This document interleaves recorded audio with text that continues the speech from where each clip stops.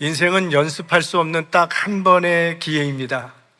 젊은 시절에 방탕하게 살았던 사람이 오랜 세월이 지난 후에 내가 젊음을 낭비했구나 후회하고 돌이키려고 해도 지나간 젊음은 다시 돌아오지 않습니다. 인생은 딱 한 번밖에 주어지지 않습니다. 사회에서도 여간에서는 두 번의 기회는 주어지지 않습니다. 어떤 사람에게 일을 맡겼는데 그 일을 제대로 하지 못하면 두 번 같은 일을 맡기지는 않습니다.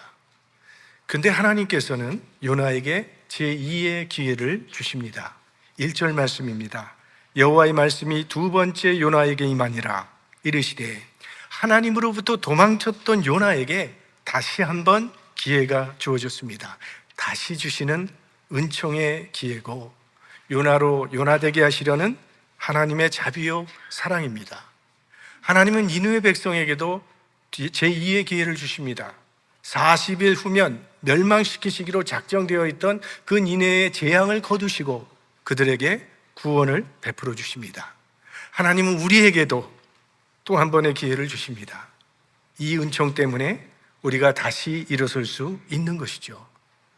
아마 어떤 사람에게는 오늘 이 예배에 참여하고 있는 이 자체가 두 번째 기회일 수도 있습니다.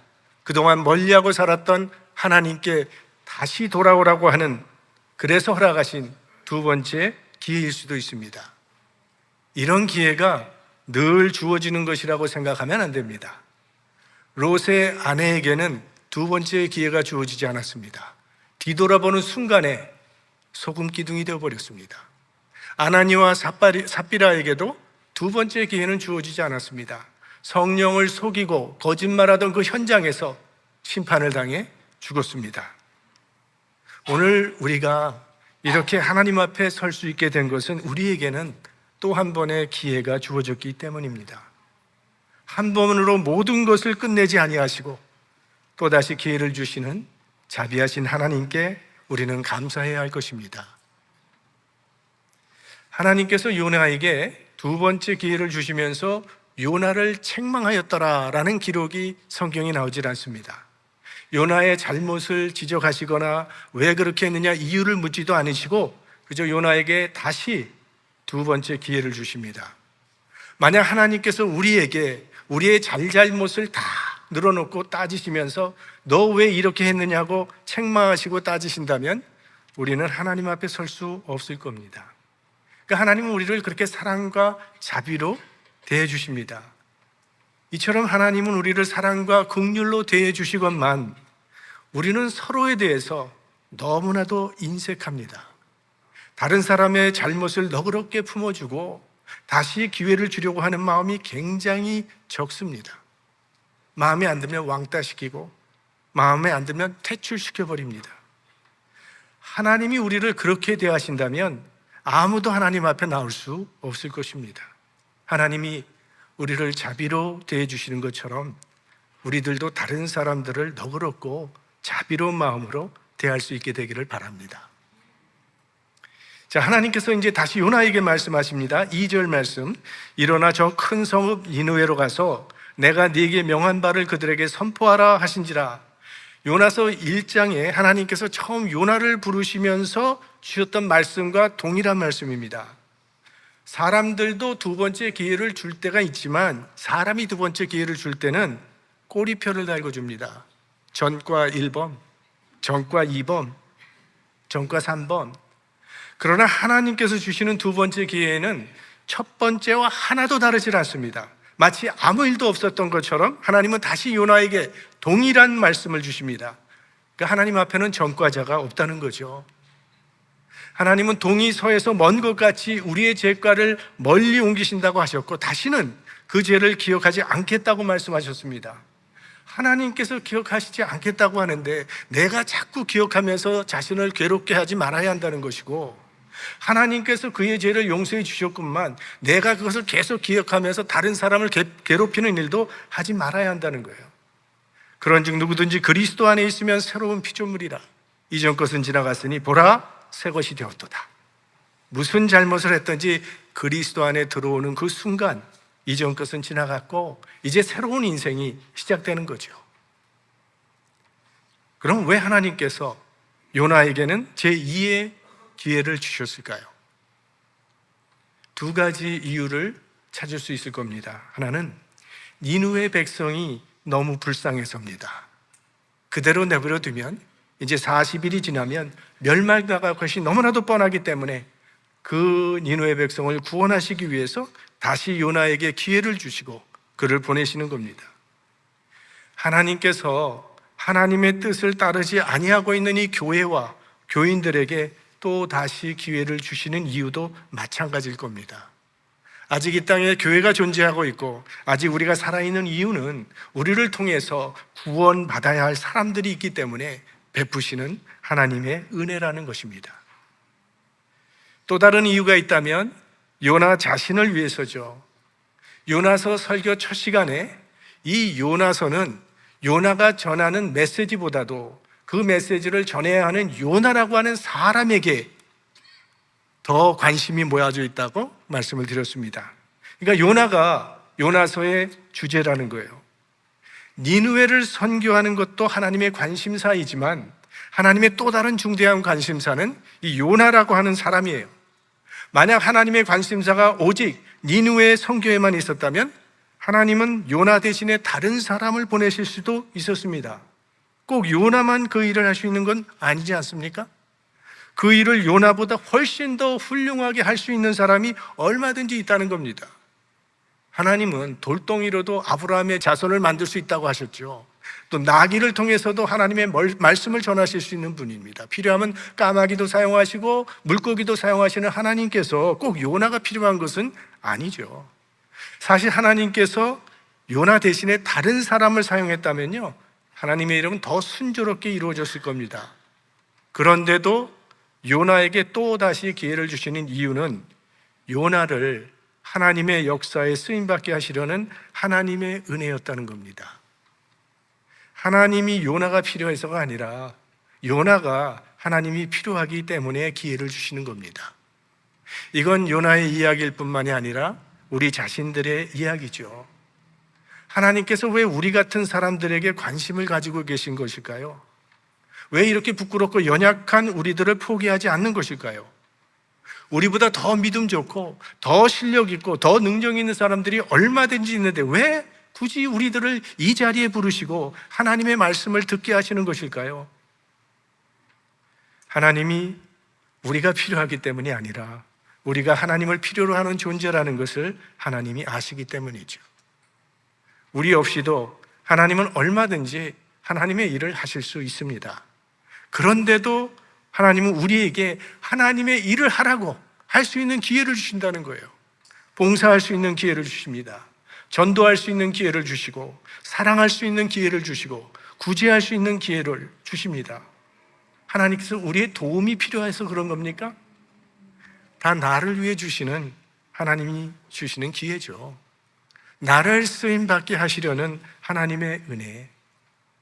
지난날 우리들이 하나님이 주신 기회를 소홀히 하고 살았다면 앞으로 주시는 기회는 놓치지 마시고 주의 일에 더욱 힘쓰는 우리가 되어야 하겠습니다.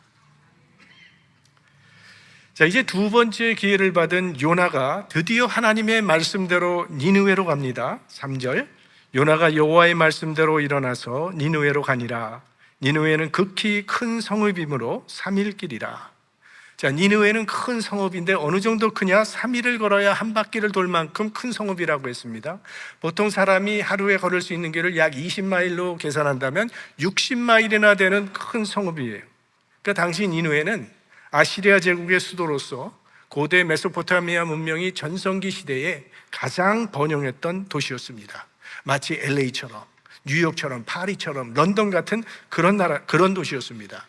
자, 이런 곳에 가서 40일이면 이 성은 무너진다고 외친다면 어떤 반응이 올 것 같다고 생각하십니까? 말 같지 않은 소리를 한다면 미친 사람 취급하기 딱 좋죠. 무엇보다도 그 나라 사람들 굉장히 잔인하고 난폭한데 그런 말하는 요나를 해칠지도 모를 일입니다. 그래서 요나가 니느웨에 가기 싫었던 것인데 사실 요나에게는요, 그것보다 더 가기 싫었던 이유가 있었습니다. 요나의 큰 걱정은 무엇인가 하면 혹시 하나님의 말씀을 외쳤다가 혹시라도 그들이 회개하면 어떡하나. 이게 요나의 가장 큰 걱정이었어요. 왜? 속으로는 망하기를 바랐기 때문에. 그래서 가고 싶지 않았지만 할 수 없이 등 떠밀리듯 지금 니누에로 간 겁니다. 그런 요나의 속마음이 그가 외친 메시지에 잘 반영되어 있습니다. 4절 말씀을 보면 요나가 그 성에 들어가며 곧 하룻길을 향하며 외쳐 가로되 40일이 지나면 니느웨가 무너지리라 하였더니, 요나의 외침의 메시지의 핵심은 40일이 지나면 니느웨가 무너지리라. 딱 요 한마디가 요나가 전한 말씀의 전부입니다. 그것도 딱 하루 동안만 전했어요. 그러니까 최소한의 순종만 한 겁니다. 마지못해서 했다는 거예요. 이 요나의 설교 속에는 회개하라고 하는 권유도 없습니다. 그런 기회조차도 열려 있지 않아요. 그냥 너네 망할 것이다 라는 심판의 선언을 한 거예요. 망한다면 왜 망하는지 그 이유를 가르쳐 준다거나, 망하지 않을 수 있는 피할 길을 가르쳐 준다거나, 회개하고 하나님께 돌아오라는 그런 내용은 하나도 없습니다. 제 생각에는요, 하나님께서 40일이면 니느웨가 망하리라 이렇게 전하라고 하시지는 않았을 겁니다. 하나님은 자비로우신 분인데, 너 요나야 가서 지금 니느웨 백성들의 죄악이 너무나 커서 하늘의 상달이 돼서 하나님이 마음이 너무 아프고 이제 더 이상은 참을 수가 없다고 생각하시고 진노하사 이제 40일 후면 망하게 하기로 작정했으니까 여러분 이제라도 빨리 회개하고 돌아와서 회개하고 하나님께 구원을 받으시기 바랍니다. 아마 이런 식으로 전하라고 했을 거예요. 근데 요나는 회개하고 구원받으라는 말을 하기 싫었을 겁니다. 그래서 그 말은 싹 빼버리고 40일 지나면 너네 망한다는 말만 반복하고 다녔다는 거예요. 그런데 놀라운 일이 일어납니다. 그 메시지를 듣고 임금으로부터 백성의 길까지 다 굵은 베옷을 갈아입고 죄에 앉아서 금식하며 회개하는 부흥운동이 일어났다는 거예요. 이것은 기적이라고 볼 수 있죠. 요나가 진심으로 그들이 회개하기를 바라는 마음으로 말씀을 전한 것도 아니고 듣는 사람들도 특별한 메시지를 들은 것이 아니기 때문이에요. 그냥 40일 지나면 너네 무너질 것이다, 그런 성의 없는 설교를 듣고도 니느웨 백성들이 회개하는 이변이 일어난 겁니다. 그렇게 악독하고 오만했던 사람들이, 그래 우리가 생각을 해봐도 우리가 죽을 죄를 지었지, 내가 하나님이라도 절대 나 같은 놈은 용서하지 않으실 것이다, 눈물을 뚝뚝 흘리면서 회개했다는 겁니다. 자, 누가 가장 놀랐을까요? 요나죠. 하기 싫은 일을 억지로, 그것도 성의도 없이 했는데 한 국가가 구원받는 기적이 일어나게 된 겁니다. 자, 이 사건 속에 들어있는 하나님의 뜻을 우리가 생각해 보면 구원은 하나님께서 하시는 일이라는 겁니다. 요나가 설교를 잘해서 회개한 것이 아닙니다. 이건 전적으로 하나님께서 하신 일입니다. 요나는 망했으면 하는 마음으로 설교했는데 니느웨 백성들의 귀에는 그게 회개하고 구원받으라는 구원의 메시지로 다가왔다는 거예요. 그러니까 하나님께서 하시고자 하면 사람의 의지와 관계없이 하나님은 하나님의 일을 하십니다. 이 요나의 전도는 강요된 전도였어요. 하고 싶어서 변화돼서 새 사람이 돼서 전도한 게 아닙니다. 하나님이 명령하셨기 때문에 원치 않지만 마지못해서 한 거예요. 그런데 그것을 통해서도 하나님이 하나님의 일을 하셨습니다. 우리 그리스도인의 생활 가운데는 강요되는 부분들이 있습니다. 난 하고 싶지 않은데 하나님께 강요당하는 생활이 있다는 거예요. 용서하라 하시고, 전도하라고 하시고, 구제하라 하시고, 나는 원치 않는데, 그래서 예수님을 따르는 삶을 십자가의 길이라고 말하죠. 십자가가 좋아서 지는 사람 없습니다. 예수님도 십자가를 원치 않았어요. 가능하시면 이 잔을 내게서 지나가게 하옵소서. 그러나 아버지의 뜻이기 때문에 지셨습니다. 우리 그리스도인들은요, 잘 이해가 되지 않고 힘들고 어려워도 하나님의 말씀에 순종하면 우리의 생각을 뛰어넘는 하나님의 역사가 이루어지게 되는 겁니다. 많은 그리스도인들이 전도해야 된다는 거, 복음을 전해야 한다는 거 알지만 핑계하는 이유가, 가장 많은 이유가 나는 말을 잘 못한다는 거예요. 우리 기독교, 오늘날 기독교라고 하는 종교가 세워지기까지 가장 큰 공로자를 이야기하라면 사도 바울을 말할 수 있습니다. 근데 그 바울조차도 자신은 말의 은사가 없다고 고백을 했습니다. 그러나 그가 가는 곳마다 바울의 설교를 듣고 예수를 구주로 영접하는 생명의 역사가 가는 곳마다 일어났습니다. 어떻게 이런 일이 일어난 것이 가능한가? 바울이 복음을 전할 때 성령께서 듣는 사람들의 마음에 역사하셔서 그 말씀을 받아들이도록 믿음을 주셨기 때문이에요. 이걸 복음의 능력이라고 말합니다. 이 복음의 능력을 믿기 때문에 우리는 전도하는 거죠. 저 사람은 절대 예수 믿지 않을 것이라고 생각했던 그 사람이 교회에 가보니까 안수집사가 되어 있고 장로가 되어 있고 목사가 되어 있는 경우를 종종 보게 됩니다. 이 복음은 불가능하게 보이는 사람이라도 변화시키는 능력이 있어요. 그래서 사도 바울이 선언한 거죠. 내가 복음을 부끄러워하지 아니하노니 이 복음은 모든 믿는 자에게 구원을 주시는 하나님의 능력이 됨이라. 자신이 체험한 간증 아닙니까? 지난달에 우리 교회 전도부원들이 더 소울스몰에 가서 노방전도를 하셨대요. 만난 사람 중에는 기독교인들도 계셨고 기독교인이지만 구원의 확신이 없는 사람도 있었고 여러 나라 사람들을 많이 만났고 또 춤추려고 모인 청소년들도 만났고 복음에 열려있는 사람들도 있었고 복음을 아주 이런 지하에 거절하신 분들도 있었답니다. 근데 중요한 거는 많은 영혼들이 복음을 기다리고 있다는 사실을 깨달았다는 거예요. 그래서 앞으로 한 달에 한 번 혹은 두 번 정도는 노방전도를 할 계획이라고 합니다. 혹시 함께 이 노방전도에 참여하고 싶으신 분들은 전도부에 연락해 주세요.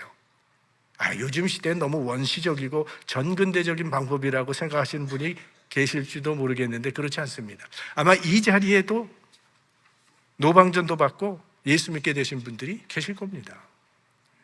자, 노방전도 하면 떠오르는 유명한 목사님 최권능 목사님, 우리 교회 일대 목사님이신 최영빈 목사님의 할아버지세요. 이 최건능 목사님은 네 글자로 일평생 복음을 전하신 분이죠. 예수 천당. 어느 날 한 번은 길거리에서 큰 소리로 예수 천당하고 소리를 쳤더니 옆에 있던 순경이 왜 사람 놀라게 그렇게 소리를 지르느냐고 야단을 치더라는 겁니다. 아니 자동차도 빵빵거리지 않습니까? 그거야 사람이 죽을까 봐 그러는 거죠. 저도 당신이 영원히 죽을까 봐 그러는 겁니다. 그 최건능 목사님의 노방전도로 전도받은 사람, 예수 믿게 된 사람이 수만 명에 달합니다. 교회를 80개 넘게 세우셨습니다. 그러더니 그 목사님의 손자 목사님도 노방전도로 시작해서 우리 교회를 개척하신 거죠. 인간적으로 개선하면 전도는 불가능합니다. 이건 미련해 보여요. 그러나 이 인간적인 생각을 십자가에 못 박아버리고 말씀에 순종해서 나가면 복음의 능력이 나타나게 된다는 거예요. 구원은 하나님께 속한 일입니다. 우리는 하나님의 말씀에 순종만 하면 돼요. 전도하는 것은 우리의 몫이요, 구원하는 것은 하나님의 권한이기 때문에 하나님의 재림이 왜 더디 오는 것인가? 한 사람도 멸망당하지 않고 모두 구원받게 하시려는 하나님의 사랑 때문입니다. 우리가 요나서를 통해서 전도에 대한 이야기를 많이 들으시는데 아마 여러분의 마음과 여러분의 생각 속에 떠오르는 사람이 있을 겁니다. 이 사람, 아직은 전도의 문이 열려있는 이때에 여러분 하나님의 말씀을 의지하고 복음의 씨를 뿌려보시기 바랍니다. 그리고 하나님께 맡기시면 하나님께서 책임지고 역사하신다는 겁니다. 오늘 본문이 주는 또 하나의 교훈은 이 회개는 하나님의 진노를 돌이키는 능력이 있다는 겁니다. 요나의 설교를 들은 니느웨 백성이 회개 운동을 일으켰습니다. 5절 말씀, 니느웨 백성이 하나님을 믿고 금식을 선포하고 물온대소하고 굵은 배를 입은지라. 온 국민이 금식을 선포했다. 이 금식이라고 하는 것은 영적인 목적을 위해서 음식을 금하는 행위. 지금 니느웨 백성들이 자신들의 회개의 진실성을 하나님 앞에 나타낸 겁니다. 금식을 통해서. 그리고 굵은 배옷을 입었다 그랬습니다.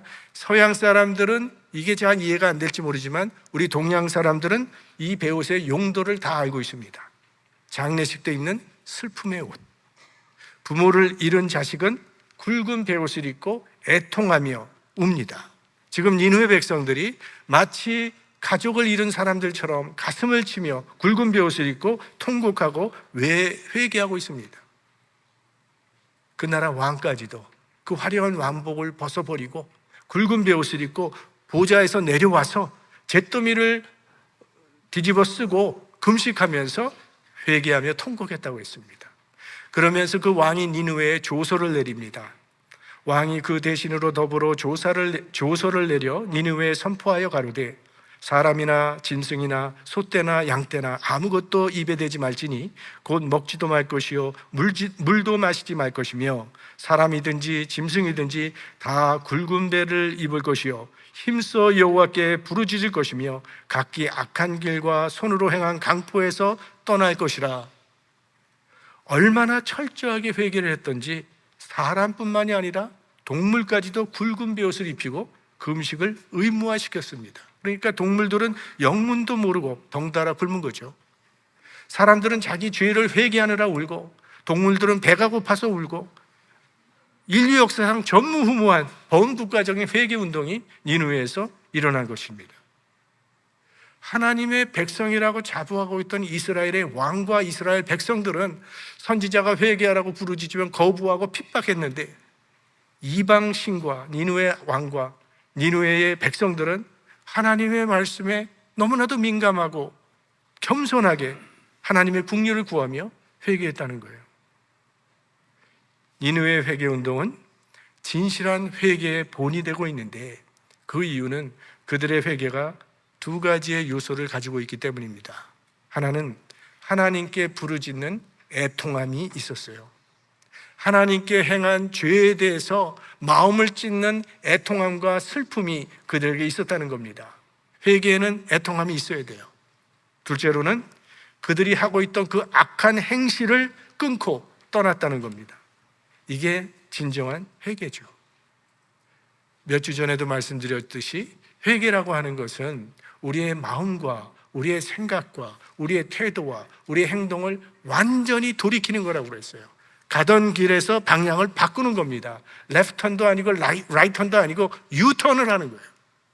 내가 운전하다 보니까 방향이 이거 잘못됐네, 반대 방향을 갖고 있구나. 그러면 이거 어떡하지? 이렇게 탄식만 하면 안 된다는 거예요. 즉시 유턴해서 다른 방향으로 가야 하는 거죠. 우리들의 문제는 부르짖기는 부르짖는데 잘못된 행위를 끊어버리지 않는 데 있습니다. 이게 우리 민족의 문제가 아니겠습니까? 한국 사람처럼 하나님께 열심히 부르짖는 신자들은 없을 겁니다.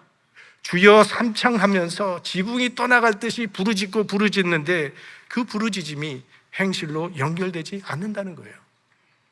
우리 민족이 진정 우리의 제약된 행식을 끊어버리고 주님께 돌아온다면 오늘 이 니느웨처럼 우리나라의 운명도 변할 수 있을 겁니다. 니느웨 백성의 회개 운동의 결과가 우리 10절 마지막 말씀이 나옵니다. 하나님이 그들의 행한 것 곧 그 악한 길에서 돌이켜 떠난 것을 감찰하시고 뜻을 돌이키사 그들에게 내리리라 말씀하신 재앙을 내리지 아니하시니라. 여기 보면 하나님께서 뜻을 돌이키셨다라고 말을 하고 있어요. 우리가 철학적으로 하나님을 논할 때 그 하나님의 개념을 영원한 부동사, 최초의 원인, 영원한 분, 이런 표현들을 등장하는데, 물론 기독교의 하나님은 그런 하나님이기도 하지만 무엇보다도 기독교의 하나님은 인격적인 하나님이라는 거예요. 우상은 인격체가 아니기 때문에 소통이 불가능합니다. 그러나 하나님은 인격체이시기 때문에, 인격적인 분이시기 때문에 소통할 수 있다는 말씀을 드렸어요. 소통할 수 있다는 말은 무슨 뜻입니까? 영향을 주기도 하고 영향을 받기도 한다는 그런 말씀이죠. 소통은 일방통행이 아닙니다. 쌍방통행이에요. 그러니까 하나님께서 우리에게 영향을 주시는 것은 당연하지만 하나님도 우리들의 영향을 받으신다는 그런 말씀입니다. 철학자들은 인간에 의해 영향을 받으시는 하나님을 이해할 수 없을 겁니다. 그 영혼 가운데 머무시는 분이 어떻게 이렇게 하찮고 유한한 인간의 영향을 받을 수 있는가, 그거 이해하기 어려울 겁니다. 그러나 기독교의 하나님은요, 영원하신 분인가 동시에 우리 인간 세세의 삶 가운데, 세세로운 그 삶 가운데도 개입하시고 우리와 소통하실 뿐만이 아니라 그 소통을 통해서 당신의 뜻을 바꾸시기도 하시는 분이라고 성경은 말하고 있어요. 우리가 하나님 앞에 기도를 드려야 하는 이유 중 하나가 하나님은 당신의 뜻을 돌이키시도 하는 분이기 때문이에요. 하나님의 뜻은요, 딱 고정되어 있는 게 아니라는 겁니다. 하나님은 내리시려고 했던 재앙을 취소하시기도 하시고 주시려고 하던 복을 취소하시기도 한다는 거예요. 우리의 신학, 우리의 교리에 갇혀있는 그런 하나님이 아니라 자신의 뜻대로 행하시는 인격적인 하나님이에요. 그렇다고 하나님이 변덕스러운 분이라는 말은 아닙니다. 하나님은 변덕이 없으신 분입니다. 뜻을 정하시면 반드시 이루시는 분입니다. 하나님이 자꾸 마음을 바꾸신다면 우리가 그런 하나님을 어떻게 믿을 수 있겠습니까? 그런데 하나님이 언제나 뜻을 바꾸실 때가 있어요. 멸망이 작정된 사람일지라도 회개하고 돌아오면 하나님은 뜻을 돌이키시고 심판을 거두십니다. 이게 하나님의 불가능이에요. 회개하는 그 심령의 소원을 하나님은 절대로 안 들을 수가 없는 분이라는 겁니다. 소돔과 고모라 성이 너무 죄가 많아서 하나님께서 멸망시키기로 작정하셨습니다. 그러자 아브라함이 간절히 기도했더니 하나님께서 아브라함에게 주신 대답은 만일 그곳에서 의인 10명을 찾는다면 내가 뜻을 돌이키겠다. 출애굽한 이스라엘 백성들이 광야에서 금송아지를 신이라고 섬길 때에 하나님이 진노하사 멸하기로 했을 때 모세가 간절히 기도했더니 하나님께서 뜻을 돌이키사 내리려고 작정했던 화를 내리지 않았다고 기록하고 있어요. 회개하는 심령은 하나님의 뜻을 돌이킬 수 있는 힘이 있다는 거예요. 역대하 7장 14절 말씀 우리 함께 보겠습니다. 내 이름으로 일컫는 내 백성이 그 악한 길에서 떠나 스스로 겸비하고 기도하여 내 얼굴을 구하면 내가 하늘에서 듣고 그 죄를 사하고 그 땅을 고칠지라. 니느웨 백성들이 회개했을 때 그들의 죄를 사하여 주셨고 그들의 땅을 고쳐주신 것처럼 우리들이 죄의 길에서 떠나 진정 하나님의 얼굴을 구하고 하나님께서 우리를 사하여 주실 것을 간절히 기도한다면 하나님은 우리의 죄를 사하여 주실 뿐만이 아니라 죄로 병든 이 땅도 고쳐주신다는 겁니다. 니느웨에 40일의 기간이 주어졌던 것처럼 지금 우리들은 이 40일이라고 하는 은혜의 기간에 살고 있는 거예요. 이 은혜의 기간에 하나님의 뜻대로 살지 못한 우리들의 연약한 모습을 애통해하면서 하나님께 나아가서 우리가 겸손히 기도하면 하나님은 우리의 무너진 삶을 일으켜 세워주시고 우리 심령 가운데 다시 부흥의 불꽃이 타오르게 하실 것입니다. 오늘 니느웨에 임한 이 회복과 부흥의 은혜가 여러분의 삶 가운데도 이 사순절 기간 동안에 임하시기를 주님의 이름으로 축원합니다. 성령의